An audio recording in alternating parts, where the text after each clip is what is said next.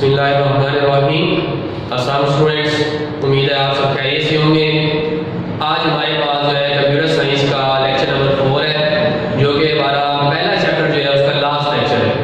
इसके अंदर हमने आज एक्सरसाइज को सोल्व करना है, ठीक है। जैसे कि इससे पहले लेक्चर में हमने फ्लो चार्ट के टॉपिक को डिटेल के साथ डिस्कस कर लिया था, ठीक है। तो चलते हैं एक्सरसाइज की तरफ। पेज नंबर है 10 हमारा, ठीक है। सबसे पहले जो हमारे पास जो क्वेश्चन है वो है फिल इन दी ब्लैंक्स, कि आपने जो फिल इन दी ब्लैंक्स है उनको करना है सबसे पहले। तो पहला उसका जो ऑप्शन है उसको देखते हैं। The set of instructions given to computer to solve a problem is called, कि जो हदायत का मजमूआ हम कंप्यूटर को देते हैं किसी भी प्रॉब्लम को सोल्व करने के लिए, उसे आप क्या कहते हैं? उसे प्रोग्राम कहते हैं। ये प्रोग्राम की डेफिनेशन मैंने आपको बताया भी था। तो पहला ऑप्शन हमारे पास जो है फिल इन दी ब्लैंक्स का क्या है, वो प्रोग्राम।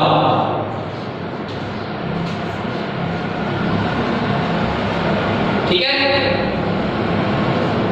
उसके बाद सेकंड ऑप्शन है हमारे पास the set of rules for writing programs in a programming language, कि किसी भी प्रोग्रामिंग लैंग्वेज के अंदर किसी प्रोग्राम को लिखने के लिए जो रूल्स का सेट होता है is known as dash of the language, उसको उस लैंग्वेज का क्या कहा जाता है? डैश कहा जाता है, उसको सिंटैक्स कहते हैं। ये भी मैंने आपको बताया था कि हर प्रोग्रामिंग लैंग्वेज के अंदर किसी भी प्रोग्राम को लिखने के लिए जो रूल्स का सेट हम इस्तेमाल करते हैं उसको आप क्या कहते हैं? सिंटैक्स कहते हैं उसको आप, ठीक है। तो सेकंड हमारे पास जो ऑप्शन है वो है सिंटैक्स।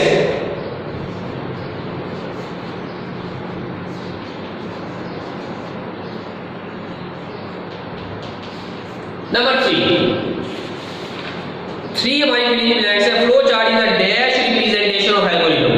फ्लो चार्ट हमारे एल्गोरिथम की डैश रिप्रेजेंटेशन है। इसकी डेफिनेशन मैंने आपको बताया था कि पिक्टोरियल रिप्रेजेंटेशन या ग्राफिकल रिप्रेजेंटेशन भी यूज कर सकते हैं। तो दोनों लफ्ज हमारे पास यूज होंगे इसके लिए। तो इसका जो ऑप्शन हमारे पास क्या है, इसका जो आंसर है वो है पिक्टोरियल या ग्राफिकल। दोनों हम लफ्ज जो है इसके लिए यूज कर सकते हैं। नंबर 3 का हमारे पास है पिक्टोरियल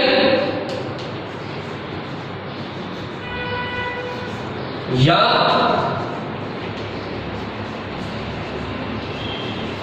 ग्राफ, दोनों लफ्ज यूज कर सकते हैं। ये फ्लो चार्ट को आप कहते हैं, ठीक है। नेक्स्ट हमारे पास है number 4 an algorithm solve the problem in dash number of steps.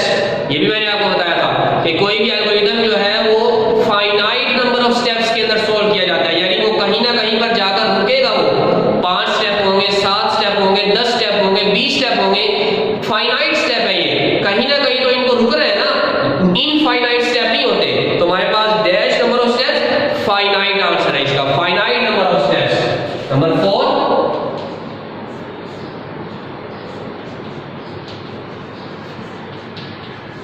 Finite, ठीक है। ये हमारे पास इसका आंसर है। उसके बाद नेक्स्ट है हमारे पास number 5 during dash a problem is decompose into multiple sub problems.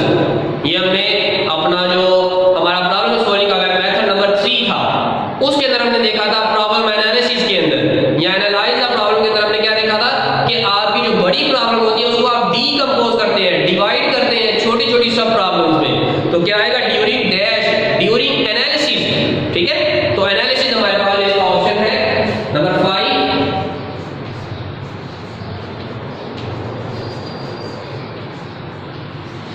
Analysis, ठीक है।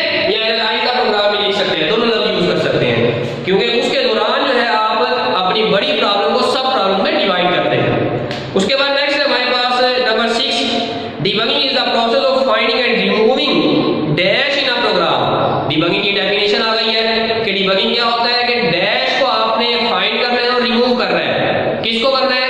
एरर्स को फाइंड और रिमूव करना होता है। तो हमारे पास जो नंबर 6 है इसका जो ऑप्शन आंसर है हमारे पास वो है एरर्स।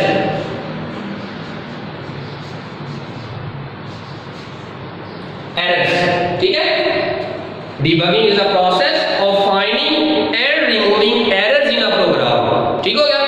उसके बाद नेक्स्ट है हमारे पास number 7 program dash refers to the installation of the program in the user environment, के प्रोग्राम की जो डैश है वो किस चीज को रेफर करती है? इंस्टॉलेशन। इंस्टॉलेशन का मैंने आपको बताया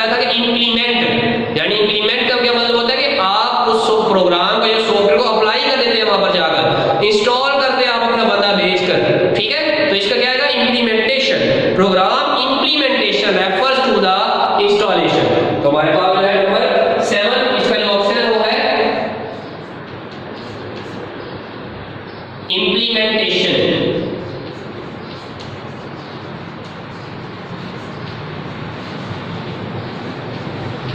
इंप्लीमेंटेशन, ठीक हो गया।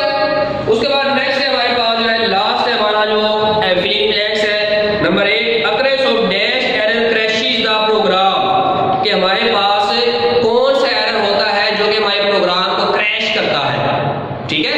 यानी वो चल तो जाता है हमारा प्रोग्राम जो है, लेकिन उसका जो आंसर है वो हमें गलत मिलता है। इस क्रैश द प्रोग्राम से ये मुराद है हमारे पास, ठीक है। तो occurrence of run time error, यानी रन टाइम एरर हमारा चल जाएगा, ठीक है, क्योंकि किस वक्त आता है, ये रन टाइम के दौरान आता है हमारे पास, जब हमारा प्रोग्राम जो वो चल रहा होता है, ठीक है, रन टाइम।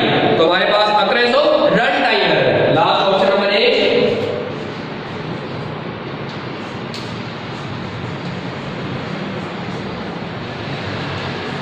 रन टाइम, ठीक है। ये हमारी फिलिंग द ब्लैंक्स जो है यहाँ पे कंप्लीट होती है, ठीक है जी। तो अब हमारे पास है हमारा जो दूसरा क्वेश्चन है एक्सरसाइज का, चूज द करेक्ट आंसर। कि हमने मल्टीपल चॉइस है, इनको हमने सॉल्व करना है, ठीक है।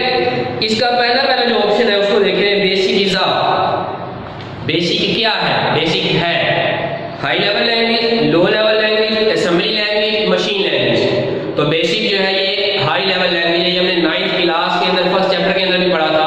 बेसिक की जो डेफिनेशन थी वहां पे हमने देखा था हाई लेवल लैंग्वेज, ठीक है। तो पहले वाला जो है इसका ऑप्शन है हमारे पास ए, ठीक है, हाई लेवल लैंग्वेज है ये हमारे पास। उसके बाद है second, how many possible solutions are there for a problem. कि किसी भी प्रॉब्लम के कितने सॉल्यूशन हो सकते हैं। ये मैंने पहले आपको बताया था कि किसी भी प्रॉब्लम के मल्टीपल सॉल्यूशन होते हैं, ठीक है ना, यानी मल्टीपल सॉल्यूशन, एक नहीं होता, दो नहीं होते, तीन नहीं, तो मल्टीपल होते हैं। अब उनमें से जो बेस्ट सॉल्यूशन होते हैं हम उसको चूज करते हैं, ठीक है। तो इसको जो पहला ऑप्शन है वो है 1 2 3 या फिर मल्टीपल। तो इसका मल्टीपल डी ऑप्शन करेक्ट है हमारे पास, डी ऑप्शन मल्टीपल, ठीक है। किसी भी प्रॉब्लम के मल्टीपल सॉल्यूशन होते हैं। Number 3 program upgradation refers to, upgrade का मतलब होता है बढ़ाना, उसकी जो फंक्शनैलिटीज है उनको बढ़ाना, ठीक है। जैसे आप डिफरेंट एप्लीकेशन को देखते हैं तो उनके ऑप्शन शो होते हैं अपग्रेड, ठीक है। किसी भी सॉफ्टवेयर को अपग्रेड करें या एप्लीकेशन को अपग्रेड करें, अपग्रेड से मुराद है कि उसके फंक्शन जो है उनको बढ़ाया जा रहा है, उसके अंदर जो एरर्स है, जो मिस्टेक है उनको रिमूव किया गया होता है, उसके फंक्शन को बढ़ाया गया होता है, तो अपग्रेड होता है। अपग्रेड का मतलब है इनहांसमेंट, इनहांसमेंट का मतलब होता है उसके अंदर बेहतरी लाना, ठीक है। तो हमारे पास इसका ऑप्शन पहला है प्रोग्राम इनहांसमेंट, ये पहला ऑप्शन इसका करेक्ट है। Program enhancement, program identification, program development या प्रोग्राम इंप्लीमेंटेशन। तो पहला ऑप्शन हमारे पास इसका करेक्ट है 3 का, प्रोग्राम इनहांसमेंट, ठीक है, A option. Number 4 which of the following task are performed by most of the algorithms. कि ज्यादातर जो एल्गोरिथम्स होते हैं वो कौन से एक्शन परफॉर्म करते हैं। ये मैंने एल्गोरिथम के टॉपिक के अंदर आपको बताया था कि हमारा जो एल्गोरिथम होते हैं वो मोस्टली तौर पर 3 ऑप्शन परफॉर्म करते हैं, एक्शन परफॉर्म करते हैं। सबसे पहले इनपुट आती है, फिर प्रोसेसिंग होती है, उसके बाद आउटपुट आती है हमारे पास। तो 3 टास्क परफॉर्म करते हैं मोस्ट एल्गोरिथम। तो यहाँ पे ऑप्शन देखते हैं, पहला है इनपुट, सेकंड है आउटपुट, थर्ड है प्रोसेसिंग, फोर्थ है ऑल ऑफ दीज। तो हमारे पास इसका ऑप्शन जो करेक्ट है वो है डी, ऑल ऑफ दीज। यानी इनपुट भी होती है, आउटपुट भी होती है और प्रोसेसिंग भी होती है, लेकिन उसकी तरतीब भी होती है कि पहले इनपुट होगी, फिर प्रोसेसिंग होगी, फिर आउटपुट आएगी हमारे पास। तो डी ऑप्शन है हमारे पास नंबर 4 का, D option all of these, ठीक है। Number 5 typographical errors in basic statements are. Typographical, type मतलब लिखना, यानी जब आप लिख रहे होते हैं किसी प्रोग्राम को तो लिखने के दौरान जो एरर आता है, ये मैंने आपको बताया था सिंटैक्स एरर के अंदर, कि जब हम किसी प्रोग्राम के रूल्स की, प्रोग्रामिंग लैंग्वेज के रूल्स की खिलाफवर्जी करते हैं, ठीक है, उसको लिखने में मिस्टेक करते हैं, तो इस एरर को आप क्या कहते हैं, सिंटैक्स एरर कहते हैं। तो typographical error in basic statements are run time errors, logical errors, syntax errors या एग्जीक्यूशन एरर्स। तो सी ऑप्शन करेक्ट है, सिंटैक्स एरर्स। ठीक है, नंबर 5 सी ऑप्शन, ले लो कोई बात। उसके बाद नंबर 6 है हमारे पास divisible by zero is dash, कि किसी भी नंबर को डिवाइड करना जो है ये कौन सा एरर है। पहला ऑप्शन है सिंटैक्स एरर, सेकंड है लॉजिकल एरर, सॉरी यहां पे मिसिंग हो गया।